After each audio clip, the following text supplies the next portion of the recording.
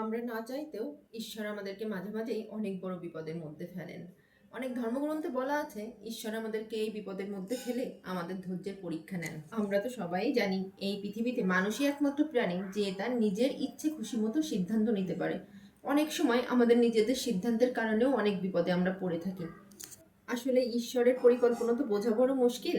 আমাদের মতো সাধারণ মানুষের পক্ষে তার পরিকল্পনা তো বোঝা সম্ভব নয়। আমার এই ছোট্ট জীবনে আমি এমন অনেক সিচুয়েশন ফেস করেছি, যেই সিচুয়েশনগুলোর ব্যাখ্যা আমার কাছে এখনও নেই। জানিই না যে কেন এই সিচুয়েশনগুলো জীবনে ফেস করলাম, তবে এই সমস্ত পরিস্থিতিতে আমি একটা জিনিস খুব ভালোভাবে বুঝেছি।